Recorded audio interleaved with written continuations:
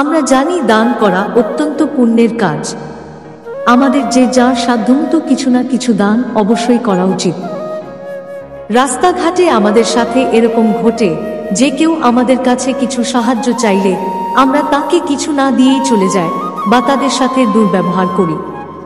আবার অনেক সময় এরকমও হয় যে আমরা বুঝতে পারি এই ব্যক্তি মিথ্যা ভিক্ষুক সেজে ভিক্ষা চাইছে, সে কারণে আমরা অনেক সময় ভিক্ষা দিই না বা সাহায্য করি না। কিন্তু আপনি কি জানেন আমাদের সমাজে এমন একজন মানুষ আছেন যাকে না চাইতেও সাহায্য করতে হয়? হ্যাঁ, এই কথা আমি বলছি না, একটা বলছেন স্বয়ং ভগবান শ্রীকৃষ্ণ। আমরা যদি ভিক্ষুককে দান নাও করি তার থেকেও 1000 গুণ বেশি অপরাধ হবে। যদি আমরা এই একজন ব্যক্তিকে দান না করে অবহেলা করি এবং অবহেলা করে দূরে সরিয়ে দিয়ে এই ব্যক্তিটিকে আমরা যদি দান করি তাহলে এতে পূর্ণ হবে 1000 গুণ বেশি।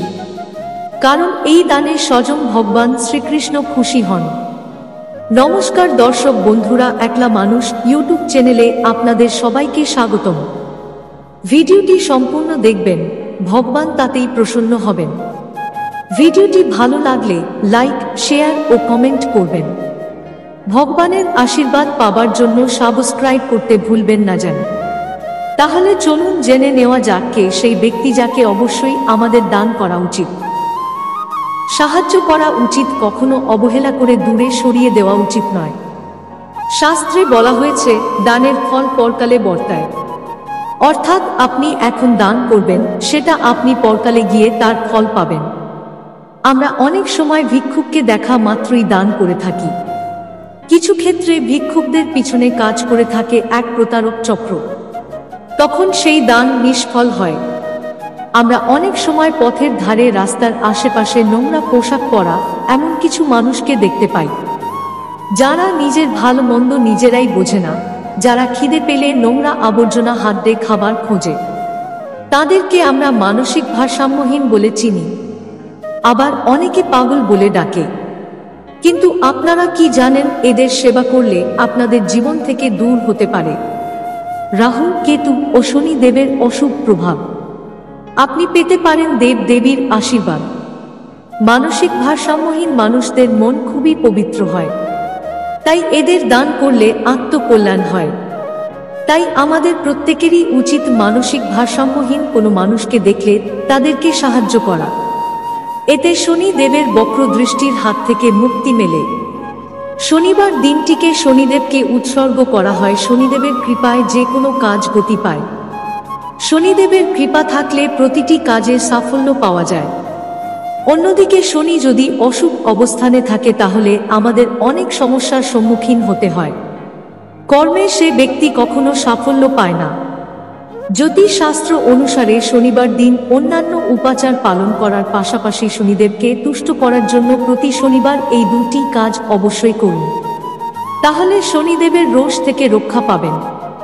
প্রথম শনিবার কোনো অসহায়, দরিদ্র, ভারসাম্যহীন মানুষকে খাদ্য সামগ্রী দান করুন।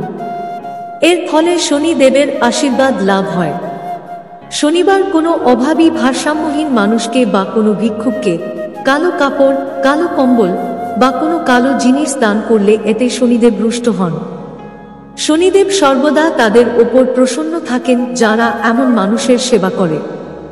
আপনার জীবনে রাহু কেতুর কোনো অশুভ অবস্থান থাকলে মানসিক ভারসাম্যহীন মানুষের সেবা করলে সেই সমস্যার সমাধান হবে।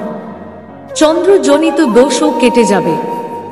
শুক্রবার মা লক্ষ্মী ও বিষ্ণু ভগবানের পূজা করলে পূজার ভোগ সাধ্যমতো মানসিক ভারসাম্যহীন ভিক্ষুককে দান করুন, তাহলে মা লক্ষ্মীর আশীর্বাদে অর্থ সংকট দূর হয়ে যাবে, কেটে যাবে আপনার দুঃখ দারিদ্র্য। প্রতিদিন মানসিক ভারসাম্যহীন মানুষদের সেবা করলে মা অন্নপূর্ণার আশীর্বাদে সেই বাড়িতে অন্যের কোনো অভাব হয় না। তবে মানসিক ভারসাম্যহীন মানুষের সঙ্গে কখনো খারাপ ব্যবহার করবেন না, এতে আপনার জীবনে পড়তে পারে অশুভ প্রভাব, দেখা দিতে পারে অভাব অনটন। শ্রীমদ্ভগবত গীতা 17 নম্বর অধ্যায়ে দান সম্পর্কে ভগবান শ্রীকৃষ্ণ বলেছেন, অন্য স্থানে সুখ সময় উপযুক্ত পাত্রী কোনো রকম ফলের আশা না করে কর্তব্য মনে করে যে দান করা হয় তাকে শাস্তি দান বলা হয়।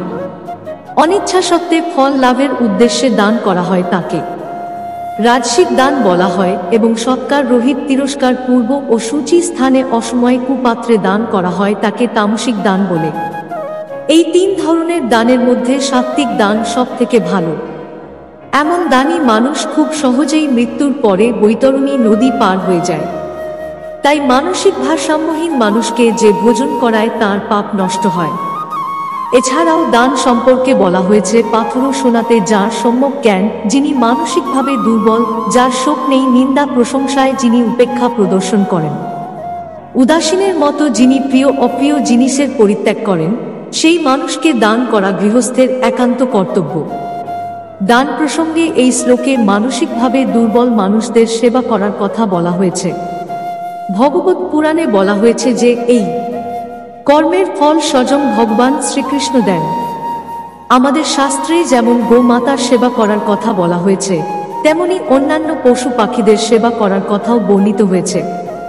আর তারই সাথে উল্লেখ করা হয়েছে এমন মানসিক ভারসাম্যহীন মানুষদের সেবা করার কথা, কারণ শারীরিক ও মানসিক পার্থক্য থাকলেও আমাদের সবার আত্মা একই। আমরা প্রত্যেকে পরমাত্মার অংশ।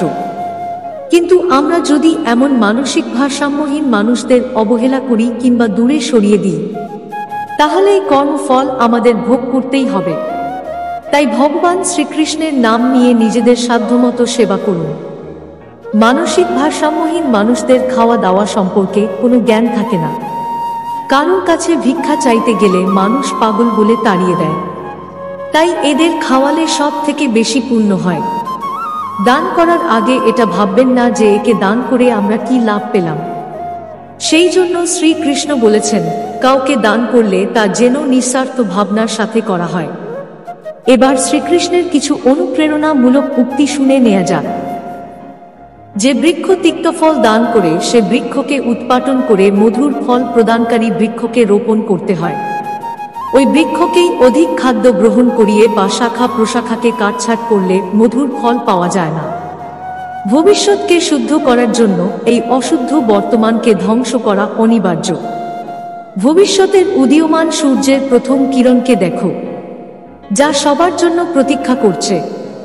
কখনো কখনো কোনো ঘটনা মানুষের জীবনের সকল পরিকল্পনা ভেঙে দেয়, আর মানুষ সেই আঘাতকেই জীবনের কেন্দ্র বানিয়ে নেয়।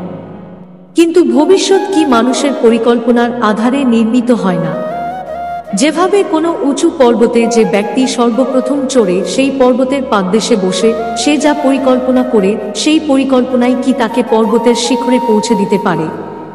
না, বাস্তবে যত উপরে ওঠে তত নিত্যন্তন পরীক্ষা, নতুন বিড়ম্বনা, নতুন ধরনের অবরোধের সম্মুখীন হয়।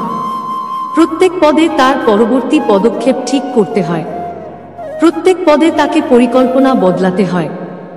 না হলে যদি পুরাতন পরিকল্পনা তাকে খাদের দিকে ঠেলে দেয়, সে পর্বতকে নিজের যোগ্য করে গড়ে তুলতে পারে না। কেবল নিজেকে পর্বতের যোগ্য তৈরি করার চেষ্টা করতে পারে। আচ্ছা, জীবনের ক্ষেত্রে তো এমনি হয়, তাই না? যখন মানুষ তার কোনো একটি ক্ষেত্রে বাঁধা, কোনো একটি অবরোধকে জীবনের কেন্দ্র বানিয়ে নেয়, নিজের জীবনের গতি থামিয়ে দেয়, তখন সে তার জীবনে সফল হতে পারে না সুখ আর শান্তি প্রাপ্ত করতে।